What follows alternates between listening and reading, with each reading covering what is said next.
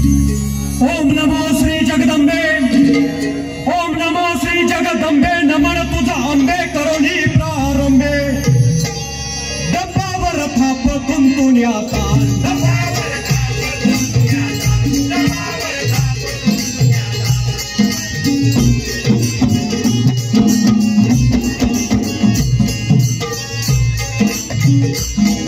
ओम नमो जय श्री जगदंबे, नमन तुझा अंबे करोनी प्रारंभे, डब्बावर थाप तुंतुण्याचा,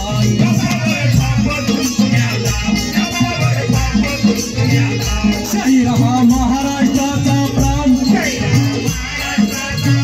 शाही रहा महाराष्ट्राचा प्राण, ज्योतिरावांचं गातो गुणगान जी जी जी, ज्योतिरावांचं गातो गुणगान जी, ज्योतिरावांचं गातो गुणगान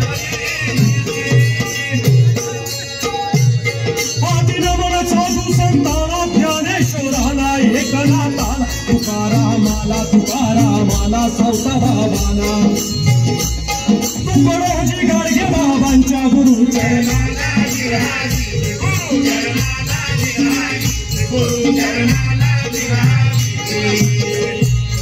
नमन माझे भगवान बाबांना,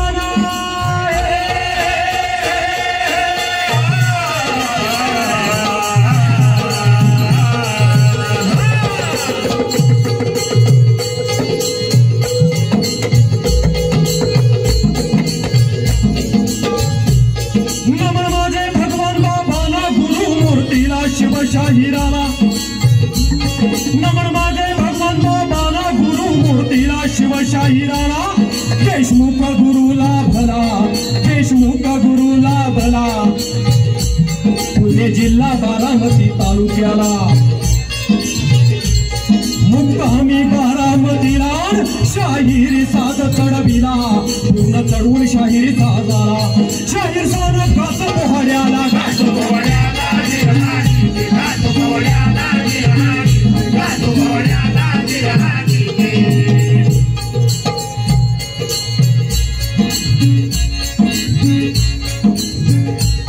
प्रसिद्ध सातारा जिल्ह्यात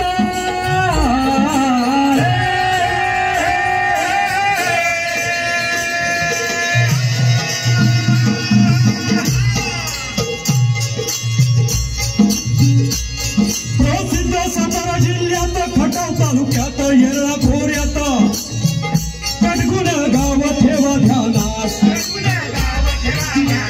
कडगुण गाव ठेवा ध्यानात, गोरे कुळी पुत्र जन्मला, पुत्र जन्मला जिराजी जी, पुत्र जन्मला,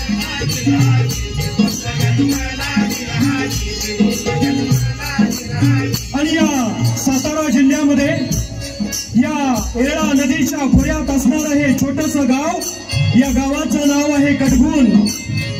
किल्ले वर्धनगड आणि महिमानगडाच्या दुआबात वसलेलं हे छोटस गाव, आणि या गोरे कुळामध्ये एका सुपुत्राचा जन्म झाला. आनंद चिमणाबाईला, आनंद चिमणाबाईला, गोविंदरावाला, गोविंदरावाला, आणि हा क्रांती सूर्य, ती तारीख होती 11 एप्रिल 1827, आणि या दिवशी या महाराष्ट्राच्या भूमीला आनंद झाला. या महाराष्ट्राच्या भूमीमध्ये या क्रांतीची ज्योत, हा क्रांती सूर्य या ठिकाणी जन्माला आला.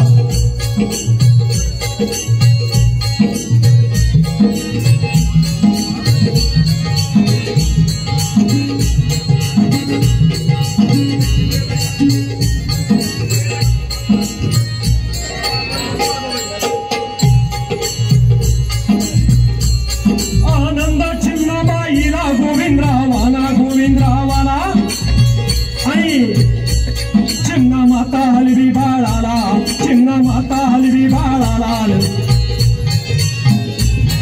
बारशाचा थाट काय केला, बारशाचा थाट काय केला.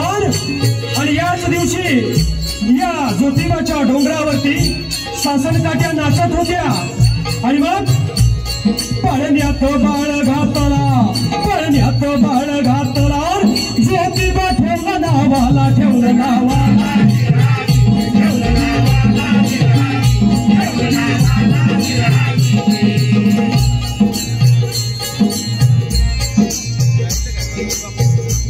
चिमणा माता हलवी बाळाला आणि या आईच्या कुशीमध्ये हा बाळ ज्योतिबा या ठिकाणी वाढू लागला होता, पण नियतीने डाव साधला आणि या ठिकाणी मातोश्री चिमणाबाईंचं अकस्मात निधन झालं.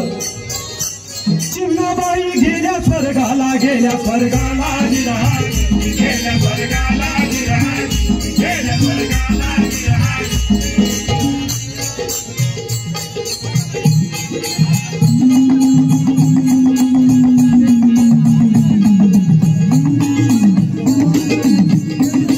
आणि हा 9 वर्षाचा बाळ या आईच्या मायेला पारखा झाला होता. आणि मग पिता गोविंदरावांना या ठिकाणी या बालकाची चिंता सतावू लागली. चिंता होती गोविंदरावाला, चिंता होती गोविंदरावाला. आणि त्यांची भगिनी सगुणाबाई क्षीरसागर आणि गोविंदरावांनी आपल्या या बहिणीला सांगितलं की त्या ज्योतिबाचा सांभाळ करायला पाहिजे. मातृछत्र हरपलं, पण गोविंदरावांनी पुन्हा पुनर्विवाह केला नाही. आणि मग या सगुणा आईनं सांभाळ केला, सगुणा मातेनं सांभाळ केला, सांभाळ केला. ज्ञानाचं ज्ञानामृत पाजलं आणि मग या आईची माया त्या लेकरावरची मायेची पाखर धरली. आणि पुढं कले कले बाळ वाढला,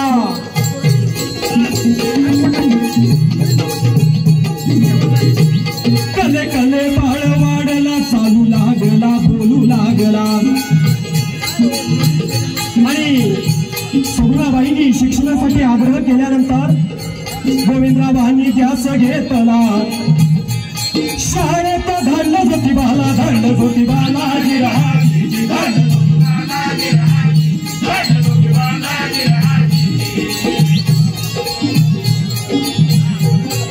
आणि याच दरम्यान एक प्रसंग घडला आणि गोरे कुटुंब कटगुड हे आपलं मूळ गाव सोडून या पुण्यामध्ये या ठिकाणी स्थायिक झालं. पेशवाईचा असणारा तो कालखंड, दुसऱ्या बाजीरावाची सत्ता होती. आणि या गोरे कुटुंबियांनी या आपल्या फुलाच्या पारंपरिक व्यवसायामध्ये जम बसवला होता. कीर्ती या पेशवाईच्या दरबारापर्यंत पोहोचली आणि मग त्यांना पेशव्यांकडून इनाम देण्यात आलं. आणि पुढं या गोरे मंडळींनी हा फुलाचा व्यवसाय वाढवल्यामुळं त्यांना फुलं हे नाव या ठिकाणी प्राप्त झालं. आणि ज्योतिराव या पुण्यामध्ये मिशनरी शाळेमध्ये त्या ठिकाणी जाऊ लागले, इंग्रजी शिक्षणाचे धडे घेऊ लागले. त्याचबरोबर ज्योतिरावांना व्यायामाची आवड होती. आणि मग या पुण्यामध्ये असलेल्या या रास्ता पेठेत त्या तालमीमध्ये ज्योतिबा या ठिकाणी जाऊ लागलेला आहे. तालमीत ठोकी दंडाला,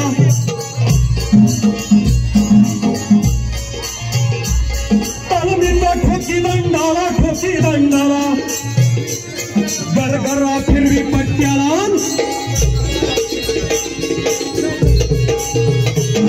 गरगरा फिरवी पट्ट्याला, कधी उंच फेकी बिट्ट्याला. लहूजी वस्ताद होते तालमीला. आणि हे लहूजी साळवे या तालमीमध्ये ज्योतिरावांना या ठिकाणी दांडपट्ट्याचे मल्ल विद्येचे धडे देऊ लागलेले आहेत. आणि ज्योतिरावांचा या ठिकाणी पिंड, ज्योतिराव कसे होते म्हणाल,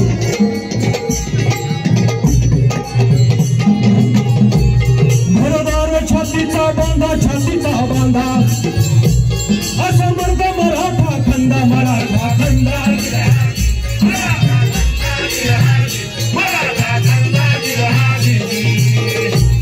हाड फेर जास्त मन मनगट हड पेर जाच मनगटन पोलादी खांबा मनगट खांबा मनगट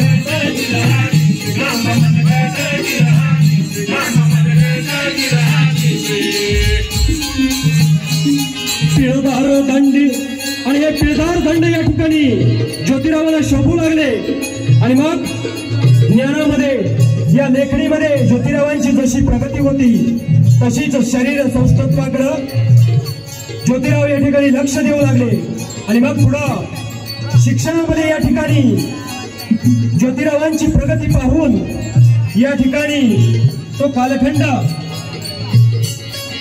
पुण्यामध्ये पेशवाईचा हस्त झाला होता शनिवार वाड्यावरती युनियन जॅक फडकू लागला होता आणि मग ज्योतिरावांच्या या शिक्षण कार्यामध्ये काही गोविंदरावांच्या त्या दुकानावरती काम करणारा एक मनसब एक कारकून होता आणि त्यांनी सल्ला दिला ज्योतिराव गोविंदरावांना सांगितलं ज्योतीला जर तुम्ही शाळेत घातलं इंग्रजी शिक्षण घेतलं तर ज्योतिबा धर्म बुडवेल आणि हा तुम्ही उभारलेला तुमचा हा व्यवसाय तो सुद्धा पाण्यात गेल्याशिवाय राहणार नाही आणि मग असा हा सल्ला दिल्यानंतर गोविंदरावांनी ज्योतिरावाची ती शाळा बंद केली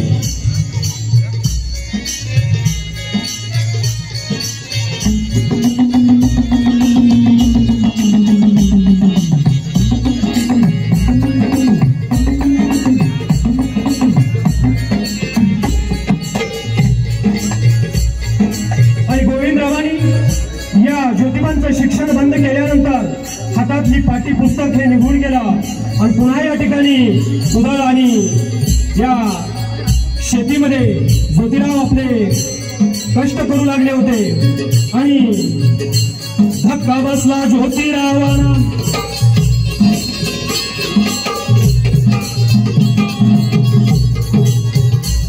धक्का बसला ज्योतिरावांना विचार मग कसला ज्योतिबा रुसला आणि शिक्षणासाठी धडपड त्यांची होती परंतु ज्योतिरावांना कोडं पडलं की वडिलांनी हा निर्णय असा का घेतला असावा आणि अशाही परिस्थितीमध्ये आपल्या शेतीमध्ये ज्योतिबा या ठिकाणी कष्ट करू लागले पाहता पाहता वयाची 12 वर्ष या ठिकाणी पूर्ण झाली त्या काळामध्ये 10-12 वर्षाच्या वयामध्ये लग्न लावलं जात असे आणि मग गोविंदरावांनी ज्योतिरावांच्या लग्नाचा बेत आखला नायगावच्या नेवसे पाटलाची कन्या रूपवान सावित्री कन्या रूपवान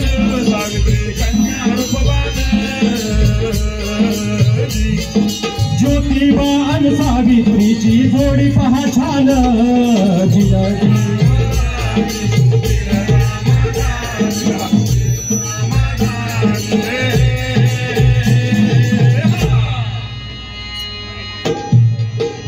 लग्नाचा तो थाट काय वर्णावा लग्नाचा थाट काय केला थाट काय केला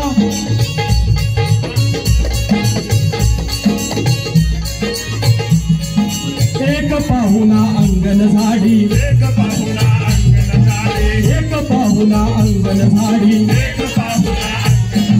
सडा रांगोळ्या दुसरा लाडी लांब केळीची पाने पसरली दही भाताची मूद शोभली लाडू पापड नाचत आली मसाला भात वांगे भात बटाटा भात आला आला राजा आला पकवानाचा राजा आला श्रीखंड म्हणती त्याला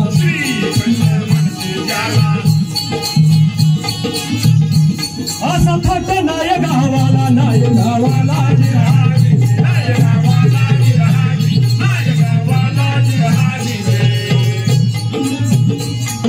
लग्न सोहळा संपन्न झाला आणि मग ज्योतिबा आणि सावित्रीची ही जोडी या पुण्यामध्ये घरी आल्यानंतर संसाराला सुरुवात झाली आणि मग ज्योतिरावांचा आईप्रमाणे सांभाळ केलेल्या सगुणा आत्यांनी ज्योतिरावांची शिक्षणाची तळमळ ओळखली होती आणि या गोविंदरावांच्या घरात शेजारी राहणाऱ्या 2 सदग्रहस्थ होते. त्यातील एक होते ब्रिटिश अधिकारी असणारे लेजिट साहेब आणि दुसरे होते गफ्फार बेग मुन्शी. आणि यांनी गोविंदरावांची समजूत घातली, ज्योतिबाची शिक्षणामध्ये प्रगती दिसून येत आहे आणि तुम्ही त्याच्या शिक्षणामध्ये व्यत्यय आणू नका, त्याला पुन्हा शाळेत घाला. आणि हा सल्ला लागू पडला आणि मग ज्योतिराव पुन्हा एकदा या पुण्यामधील मिशनरी स्कूलमध्ये शाळेमध्ये जाऊ लागले. आणि मग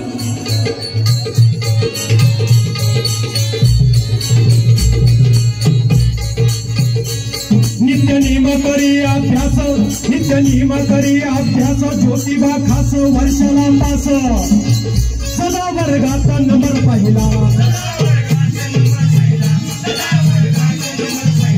मायाचा पोरगा हुशार झाला, शूद्राचा पोऱ्या पुढे आला. मराठी भाषा शिकू लागला, इंग्रजीचा अभ्यास तो केला, डोक्यामध्ये प्रकाश पडू लागला. बाबासाहेबांनी सांगितलं होतं, शिक्षण ही इंग्रजी भाषा म्हणजे वाघिणीचं दूध आहे, जो पिईल तो गुरगुरल्याशिवाय राहणार नाही. आणि मग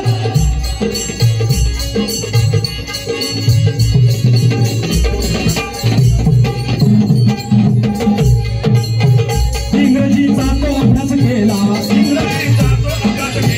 तसा डोक्यात प्रकाश पडला. पुढे काय घडला प्रकार ऐका हजी, पुढे काय घडला प्रकार ऐका, पुढे काय घडला प्रकार ऐका. आणि या पुण्यामध्ये एक लग्न समारंभ होता. असं कुणाचा म्हणाल?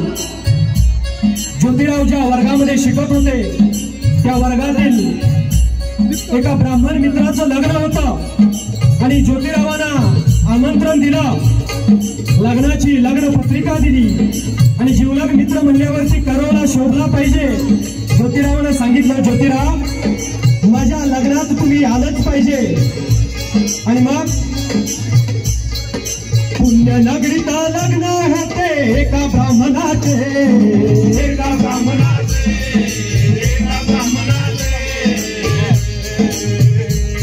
आणि सखाराम परांजपे नाव मित्राचे,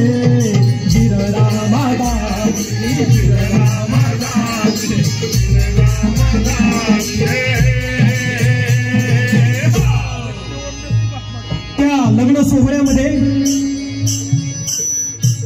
त्या वरातीमध्ये ज्योतिराव अग्रभागी चालू लागले आणि वरात या पुण्यामधून निघाली असता एका चौकात आल्यानंतर काय प्रसंग घडला. या सनातनी ब्राह्मणांच्या आणि त्यामध्ये काही जातीभेद मानणारे असे लोक होते, आपण त्यांना मनुवादी असे संबोधलं जातं. आणि त्यांच्या पोटात दुखू लागलं की हा पोऱ्या या मिरवणुकीमध्ये सर्वात अग्रभागी चालत आहे. आणि मग ज्योतिरावांना या ठिकाणी त्या टोकण्यात आलं आणि पाठीमाग वरातीच्या तुम्ही मागच्या बाजूला जावा असं हटकल्यानंतर ज्योतिरावांचा त्या ठिकाणी अपमान झाला. अशी घडली अघटित घटना, अशी घडली अघटित घटना पुण्यामध्ये जाणार, शूद्र म्हणून या अपमान केला.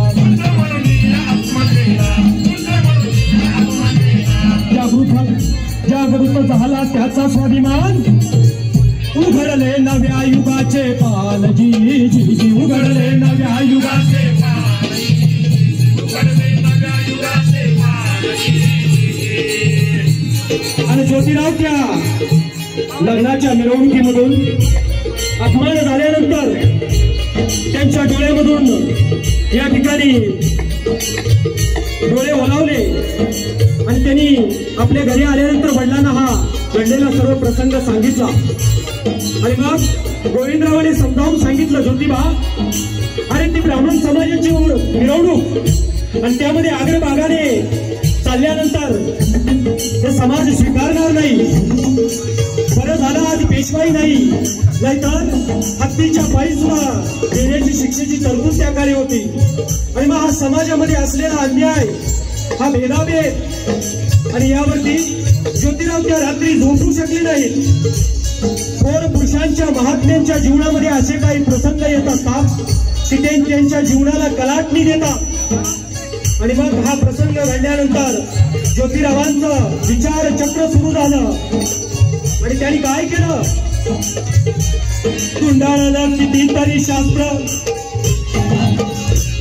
गुंडाळली कितीतरी शास्त्र, वेद कथा सूत्र स्मृती प्रपत्र, त्यातूनच त्यांनी काढला सार.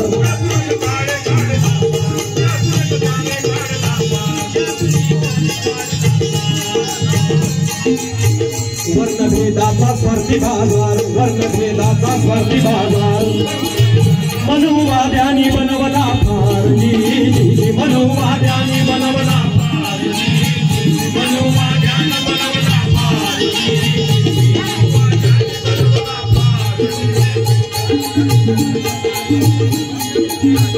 ज्योतिरावाचे पेटला मन केलं चिंतना, विचार मंथना, अभ्यासिले धर्माचे शास्त्र, अभ्यासिले धर्माचे शास्त्र, तेच होते पंडितांचे अस्त्र, वाचुनी काढली कथा सूत्र, वाचुनी काढली कथा सूत्र. पाहिले ज्योतिबानी वेद, पाहिले ज्योतिबानी वेद,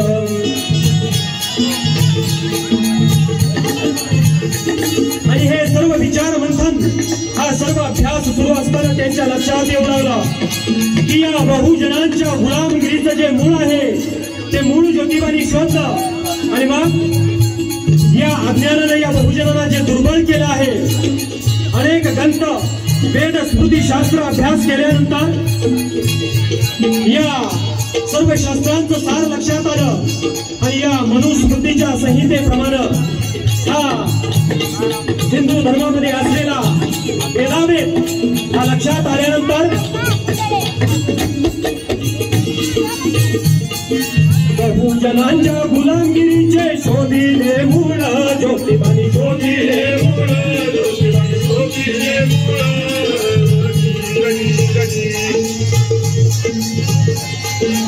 अज्ञानाने बहुजनाला केले दुर्बळ, जीर जीर हे जीर जी, जीर जीर हे जीर जी, जीर जीर हे जीर जी.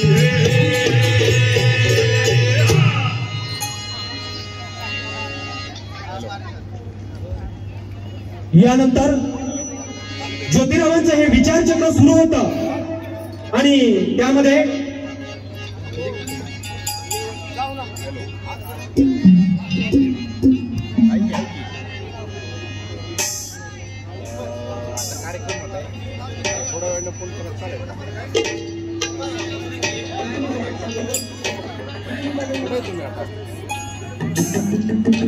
आणि ज्योतिरावांच्या या विचार चक्राला दिशा मिळाली. बहुजनांचं गुलामगिरीचं हे जे जीवन आहे, दीनदलितांचं या उद्धारासाठी हे विचार चक्र सुरू असताना या ठिकाणी हजारो वर्ष चाललेला हा अन्याय आणि याचं मूळ शोधल्यानंतर ते मनुस्मृतीमध्ये होतं, ते त्यांच्या लक्षात आलं. आणि मग ज्योतिरावांनी या ठिकाणी विचार केल्यानंतर विद्येविना मती गेली, मतीविना गती गेली, गतीविना या ठिकाणी नीतीविना गती गेली, गतीविना वित्त गेले, वित्ताविना शूद्र खचले, आणि इतके सारे अनर्थ एका अविद्येने केले. हे ज्योतिरावांच्या लक्षात आलं. आणि ज्योतिरावांची प्रेरणा काय होती? छत्रपती शिवाजी महाराज, तुकोबारायांची गाथा आणि हे सर्व भेद धुंडाळल्यानंतर त्यांच्या लक्षात आलं की हा भेदाभेदाचा जो वर्णभेदाचा बाजार आहे, हा याचं मूळ या मनुस्मृतीमध्ये आहे आणि या ग्रंथांमध्ये या गुलामगिरीची बीजे रोवलेली होती.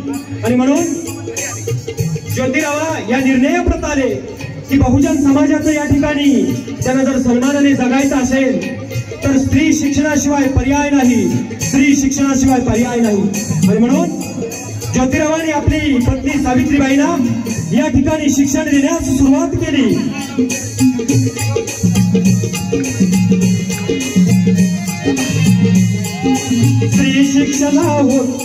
स्त्री शिक्षणावरती होती धर्माची बंदी, धर्माची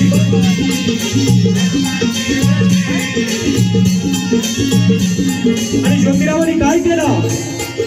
मनुवादाला दिलेला तरुण क्रांतीची नांदी, चिर रामालाजी, चिर रामालाजी, चिर रामालाजी।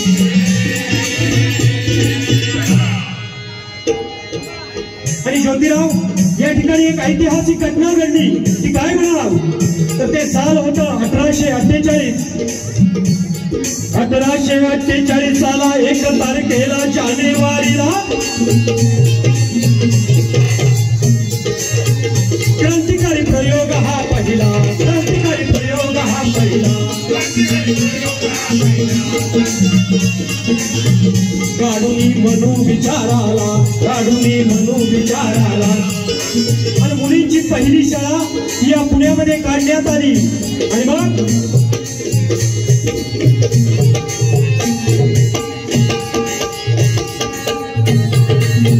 मुलींची शाळा पुणे शहराला, पुणे शहराला जी जी, पुणे शहराला जी जी, पुणे शहराला जी। आणि ही क्रांतीची ज्योत पेटवल्यानंतर या पुण्यामध्ये या धर्म मार्तंडांची राजधानी असलेले हे पुणे शहर, आणि मग तिथं त्या पुण्याची अवस्था काय वर्णावी? कर्मठ ब्राह्मण घालू लागले पुण्यात गोंधळ, पुण्यात गोंधळ।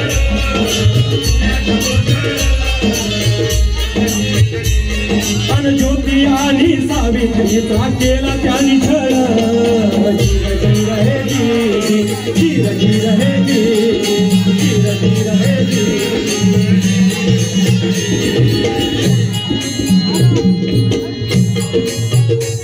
दगड मातीची कला आणि शेण मारले फेकून, मारले फेकून, तरी नाही हटली सावित्री।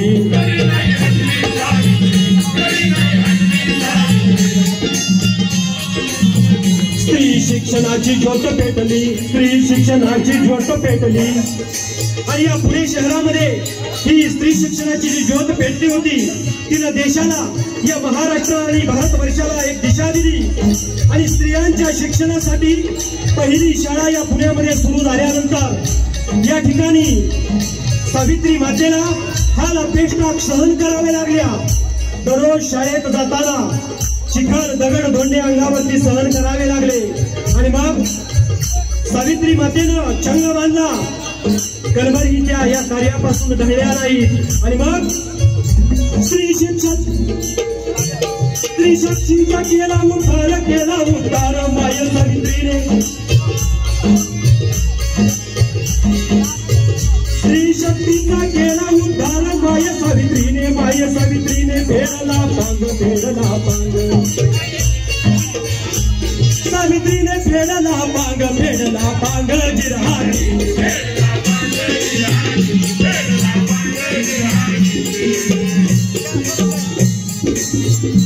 आणि मग आता हे शिक्षण कार्य सुरू झालं। या मुलींच्या पहिल्या शाळेमध्ये हळूहळू पटसंख्या वाढू लागली। आणि मग सनातन्यांच्या तळपायाची आग मस्तकात जाऊ लागली। गोविंदरावांना घरी जाऊन या ठिकाणी त्यांनी धर्मातून बहिष्कृत करू म्हणून तंबी द्यायला सुरुवात केली। धर्माचा पगडा असलेले गोविंदराव या ठिकाणी ज्योतिरावांना बोलावून घेतला आणि सांगितलं, ज्योतिबा, अरे बाळा, तू केलेला हा शाळेचा प्रसंग, परंतु आता आपल्याला धर्मातून बहिष्कृत करण्यासाठी हा प्रयत्न सुरू आहे। एक तर या ठिकाणी तू घरात राहा किंवा ते शाळेचं जे कार्य आहे ते बंद करावं लागेल।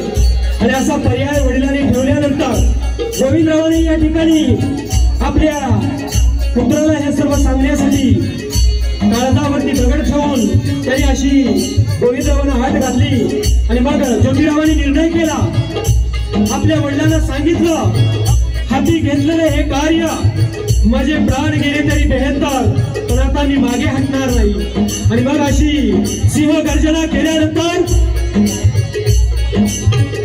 या पुण्यामध्ये ज्योतिरावांचं हे कार्य पुढे नेटानं सुरू राहिलं. या महात्म्याचा विचारांचा आवाज लक्षात घ्यायचा असेल तर तुम्हाला ज्योतिरावांचं चरित्र वाचावं लागेल.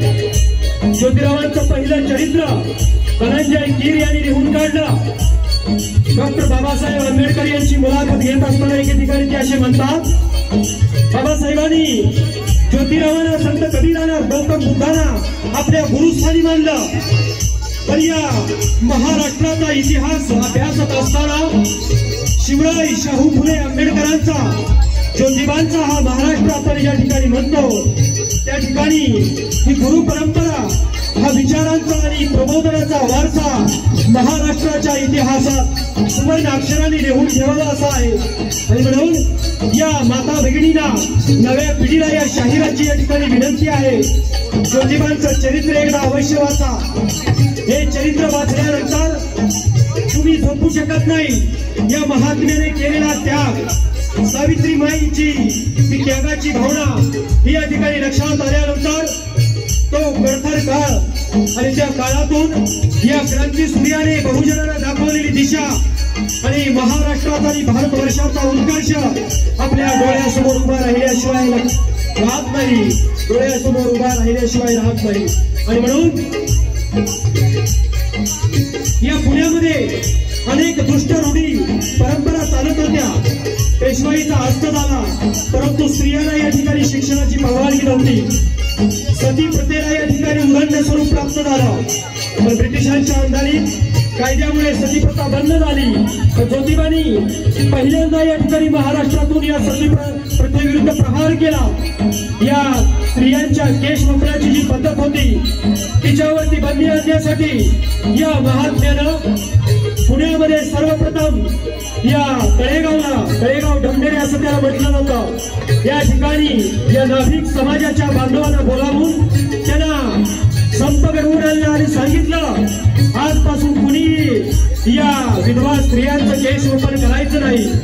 आणि मग अशी भूमिका घेतल्यानंतर ज्योतिरावांचा विचारांचा वारू या महाराष्ट्रातून भारतवर्षामध्ये उधळू लागला होता. आणि मग सनातन्यांच्या या ठिकाणी त्यांच्या विचारांचा आणि त्यांच्या या कार्यामध्ये ज्योतिबा या ठिकाणी बाधक ठरू लागले होते.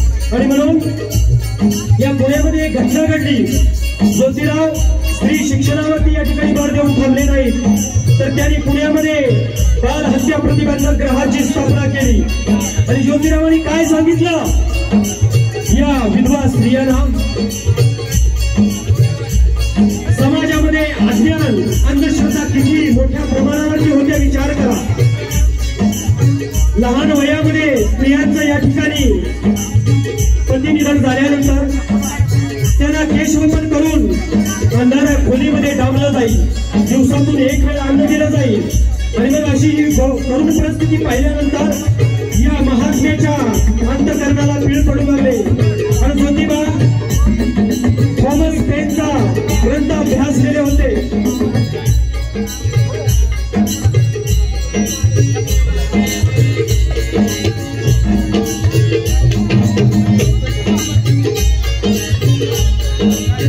इंग्रजी शिक्षण घेतल्यामुळे त्या काळात जे महत्वाचे ग्रंथ होते, या थॉमस पेनचा जो ग्रंथ होता सामाजिक आणि स्त्री शिक्षणावरती, सामाजिक दास्यावरती प्रहार करणारा हा ग्रंथ ज्योतिबांच्या वाचनात आला. आणि मानवी मूल्यांचं महत्व पटलेला हा महात्मा हिंदू धर्माची चिकित्सा करून या दुष्ट परंपरांवरती प्रहार करू लागले.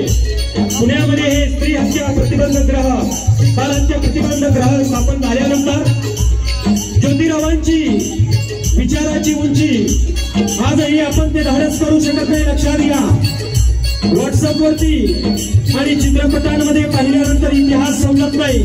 त्यासाठी हे मस्तक पुस्तकामध्ये गुंतवून घ्यावं लागेल. आणि मग ज्योतिबांचा खरा इतिहास समोर येईल. या ज्योतिबांनी या पुण्यामध्ये काशीबाई नातू नावाच्या एका विधवा स्त्रीच्या मुलाला असंच या ठिकाणी गर्भधारणा झाल्यानंतर या विद्वान पुढं एकतर तो गर्भ खाली करायचा किंवा आत्महत्या करण्याशिवाय दुसरा पर्याय नसायचा। आणि मग ज्योतिरावांनी सांगितलं, या माता भगिनींवरती चाललेला हा न्याय लक्षात येतात त्यांनी सावित्रीबाईंच्या साह्यानं आपल्या वाड्या शेजारी हे बालहत्या प्रतिबंधक ग्रह सुरू केलं आणि या काशीबाईच्या मुलाला तिची प्रसूती झाली। सावित्री मातेनं आपल्या मुलीप्रमाणे तिचं बाळंतपण केलं। तिच्या जन्मलेल्या अर्भकाला ज्योतिरावांनी दत्तक घेतलं आणि यशवंत हे नाव दिलं आणि शिक्षित करून डॉक्टर बनवलं। आजही आपण दत्तक विधान करताना आपला भाऊकी, आपला नातेवाईक याच्या पलीकडे आपला विचार जाऊ शकत नाही। पण या महात्म्यानं या सर्व समाजाला, बहुजन समाजाला आपल्या कवेत घेतला होता आणि हाच विचार पुढे या महाराष्ट्राच्या पुरोगामी परंपरेचा या ठिकाणी प्रवाह त्यातून निर्माण झाला। शाहू राजांनी, लोकराजा राजर्षी शाहू राजांनी तो विचार उचलून धरला। पुढे डॉक्टर बाबासाहेब आंबेडकरांनी त्या विचारांची जोपासना केली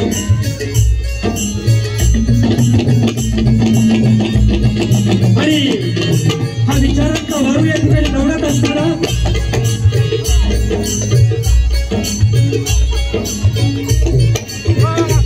ज्योतिरावांच्या जीवनामध्ये एक महत्वाची घटना घडली। समाजामध्ये कोणतंही कार्य करत असताना जर ते प्रवाहाच्या विरुद्ध असेल तर ते समाजाला खपत नाही। म्हणून ज्योतिरावांनी काय केलं, एके दिवशी एक घटना घडली। ती काय होती, एके दिवशी मध्यरात्रीला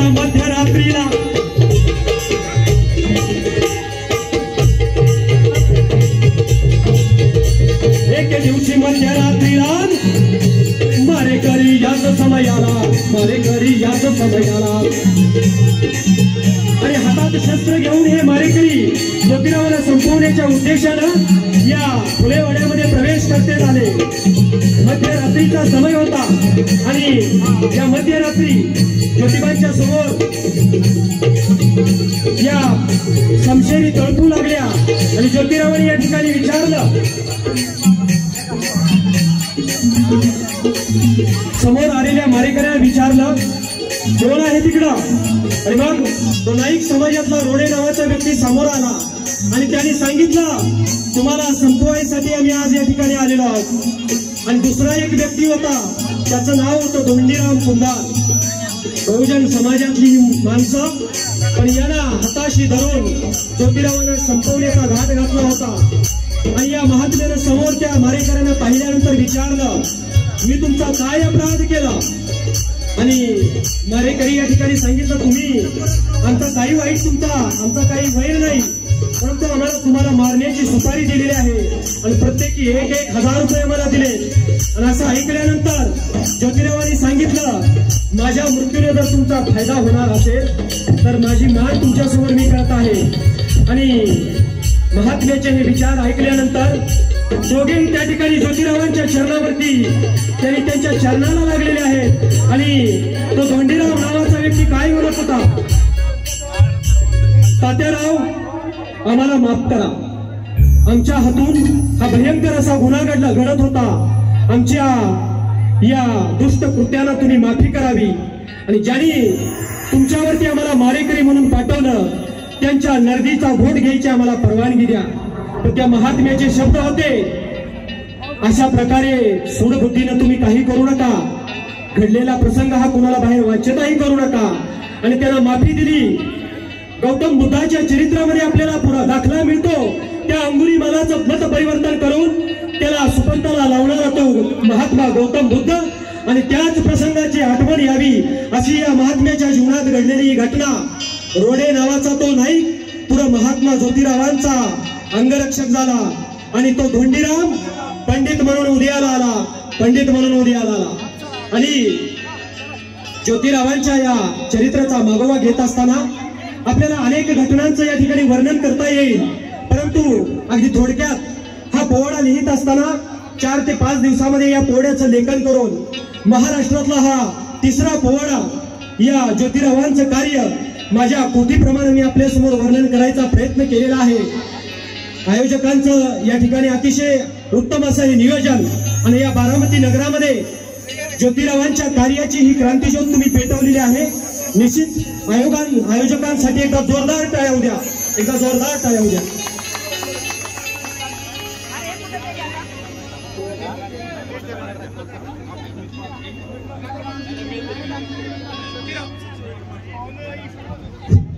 ज्योतिरावांच्या जीवनातील प्रसंग, महत्वाचे प्रसंग वर्णायचे असल्यास त्यांनी जे लिहून ठेवलेलं चरित्र होतं, त्या चरित्रामध्ये आपण अभ्यास केला असता लक्षात येतं, गुलामगिरी नावाचा ग्रंथ, हिंदू धर्माची जर चिकित्सा पहिल्या प्रथम कुणी केली असेल तर ज्योतिराव फुले यांनी केली।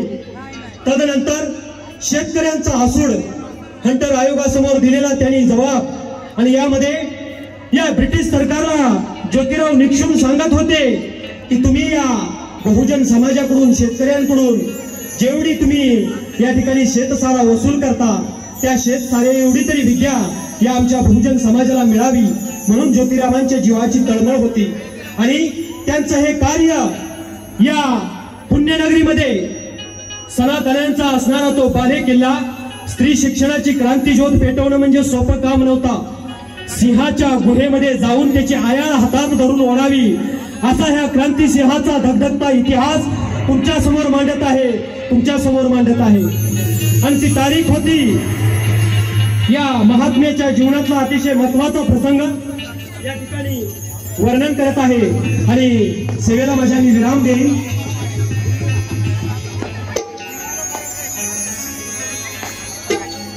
सत्यशोधक समाजाची स्थापना हा ज्योतिरावांच्या जीवनातील एक मैलाचा दगड होता। या पुण्यनगरीमध्ये तारीख होती 24 सप्टेंबर 1873 ज्योतिरावांनी सत्यशोधक समाजाची स्थापना केली। त्या अगोदरचा इतिहासाची पाने चाळल्यानंतर तुमच्या लक्षात येईल, ब्राह्मो समाज, प्रार्थना समाज आणि या सर्वांपेक्षा या शेतकऱ्यांच्या, बहुजनांच्या चळवळीचं प्रतिनिधित्व करणारा, हा सत्याचा शोध घेणारा सत्यशोधक समाज, सत्यशोधक समाज, सत्यशोधक समाज। ज्योतिरावांच्या या क्रांती कार्यामध्ये या सत्यशोधक समाजाचं कार्य सुरू झालं।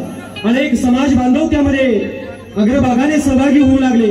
आणि मग महात्म्याच्या जीवनामध्ये ज्योतिरावांना जी महात्मा ही पदवी दिली, तर ही पदवी कधी दिली म्हणाल? या मुंबई नगरीमध्ये या ठिकाणी एक सभा भरवण्यात आली आणि बहुजन समाजातील अनेक दिग्गज त्या सभेला उपस्थित होते। आणि या भारतवर्षाचा पहिला महात्मा, पहिला राष्ट्रपुरुष म्हणून महात्मा ज्योतिबा फुलेंना या बहुजन समाजाने महात्मा ज्योतिबा फुले या पदवीने सन्मानित केलं। महात्मा ज्योतिबा फुले या पदवीने सन्मानित केलं। शिवरायांच्या जीवनावर असलेला पहिला पोवाडा, पहिला आधुनिक पोवाडा ज्योतिरावांनी लिहिला। रायगडावरती गेले, त्या दरी कंदरामध्ये, झाडी झुडपांमध्ये हरवलेली ती शिवरायांची समाधी शोधून काढली, त्या समाधीवरती पुष्प अर्पण केले आणि या महाराष्ट्राच्या युगपुरुष शककर्त्या शिवाजी राजांपासून प्रेरणा घेऊन शिवरायांनी या ठिकाणी काय केलं? शिवराय होते बहुजन, होते बहुजन, शिवराय राज बहुजन, होते बहुजन,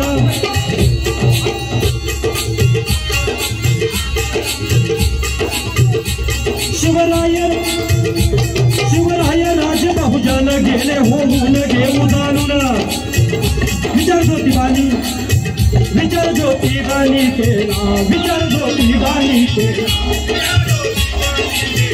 असा राजा कुणी झाला, सत्य इतिहास शोधण्याला, रायगडी ज्योतिबा गेला, रायगडी ज्योतिबा गेला।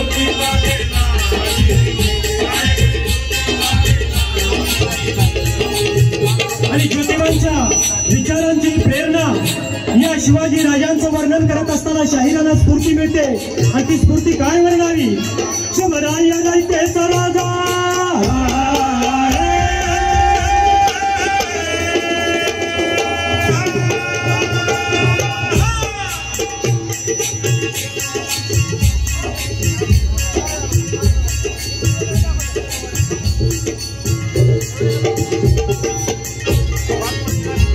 शिवरायाला त्याचा राजा छत्रपती साधा मुजरा हा माझा बारा तालुक्याची बांधुनी मोड बारा तालुक्याची बांधुनी मोड मराठी शाहीचे लावले रो मराठी शाहीचे लावले रो रोखली दिल्ली तख्तावर रोखली तो दिल्ली तख्तावर रोखली तो आलमगीराची उडाली झोप जिरहाची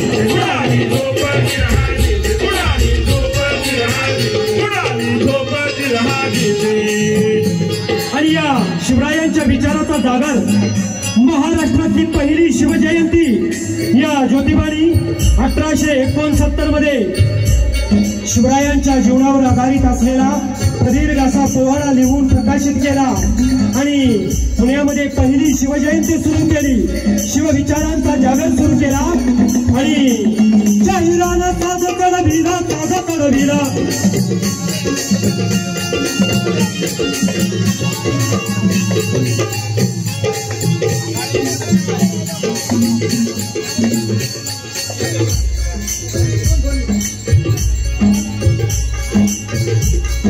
आणि ज्योतिरावांचं या ठिकाणी हा क्रांतीसूर्य अनेक या ठिकाणी चळवळी अनेक दुष्ट प्रकारांविरुद्ध लढून अनेक ग्रंथ संपदा त्या ठिकाणी त्यांनी निर्माण केली आणि मग ज्योतिबा झाले जरा व्यस्तता फार तळला आजार अर्धांगवायूचा झटका आला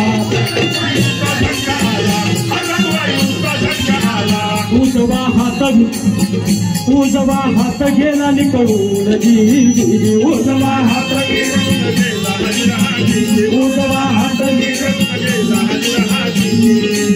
आणि अशा परिस्थितीमध्ये ज्योतिरावांनी आपल्या आयुष्यातील शेवटचा ग्रंथ डाव्या हाताने लिहून पूर्ण केला। तो ग्रंथ म्हणजे सत्यशोधक समाजाचा या ठिकाणी मानाचा ग्रंथ, सार्वजनिक सत्यधर्म सांगून या सार्वजनिक सत्य धर्माचं लेखन करून ज्योतिबा गेले सोडून आम्हा सर्वांना जिरहाजी आम्हा सर्वांना 28 नोव्हेंबर 1890 वयाच्या 63व्या वर्षी मध्यरात्री 2:20 या क्रांती सूर्याची ही जीवनगाथा या क्रांती सूर्याचा या ठिकाणी हस्त झाला आणि ज्योतिबा गेले सोडून बहुजनांना जिरहाजी बहुजना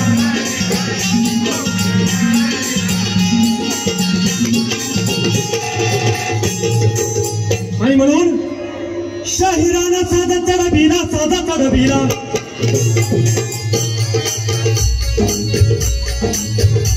शाहिराने साधा चढविला मुक्कामी वडूज नगरीला सत्याच्या पावन भूमीला शाहिरी साधा चढविला शाहिरानं गातो पोहड्याला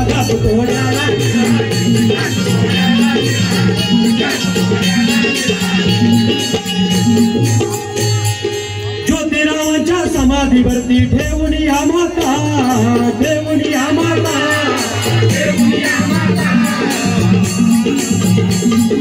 शाहीर राजेंद्र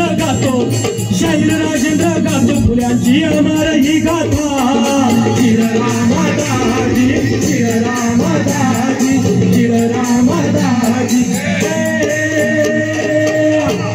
एकदा सर्वांनी घोषणा द्या, बोला क्रांती सूर्य महात्मा ज्योतिबा फुल्यांचा जय ज्योती।